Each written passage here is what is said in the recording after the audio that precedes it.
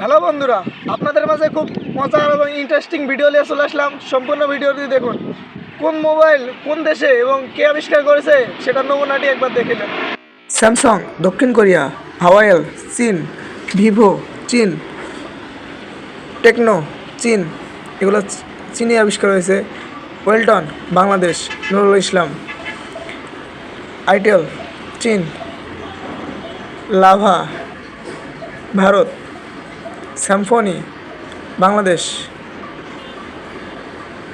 টসলে যুক্তরাষ্ট্র, উইনকো ফ্রান্স, দোয়েল যুক্তরাষ্ট্র, অ্যাপেল যুক্তরাষ্ট্র, ওয়ানপ্লাস চীন, জিও মুকেশ আম্বানি ভারতে, এয়ারটেল ভারতে, তারপরে ক্যাসিও এটা জাপান,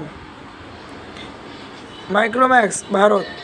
এমন অনেক ফোন আছে যেগুলো হয়েছে জার্মানি, ব্রাজিল, হারেন চীন, তারপরে এমন গার্মিন যুক্তরাষ্ট্র, ইনফিনিক্স চীন। তো এর পরবর্তীতে অনেক অনেক মজার মজার ভিডিও আছে, সম্পূর্ণ ভিডিও দেখবেন তাহলে বুঝতে পারবেন। আর এই ভিডিওগুলো যদি ভালো লাগে অবশ্যই শেয়ার করে আপনার টাইম লাইনে রেখে দিন। সময়ের অনেক মূল্য আছে, যেটা হয়তো এই মাইক্রোওয়ালা ড্রাইভারটাই বুঝে না। দেখুন ট্রেন আসতেছে, একটু পরে 5 মিনিট পরে গেলে হয়তো বা কিছুই হতো না, কিন্তু তার হওয়ার জন্য তার গাড়ি এবং জীবনটাও রিস্ক। হয়তো বা 5 মিনিট পরে গেলে তার কিছুই হতো না, সেই ভুলের জন্য তার গাড়ি এবং তার গাড়ির সমস্ত জিনিসপত্র নষ্ট হয়ে গেল। দেখুন কত বড় একটা দুর্ঘটনার শিকার হলো। এটার জন্য কে দায়ী আপনারাই বলুন, ড্রাইভার নাকি ট্রেন? এই মাইক্রোওয়ালা যে কাজটি করেছে এটা মোটেও ঠিক কাজ করে নাই। হয়তো 5 মিনিটের জন্য অনেকই কষ্টে থাকে। দেখুন কিন্তু এই চাচাটি কত ভাগ্যবান, দেখুন তার সাথে কীভাবে ফাজলামি করতেছে, আর চাচাও কী সুন্দরভাবে ফাজলামিগুলো মেনে নিচ্ছে। ভাই সত্যি অসাধারণ। পেট্রোল পাম্পে এরকম অনেক ঘটনাই হয় যেগুলো হাস্যকর।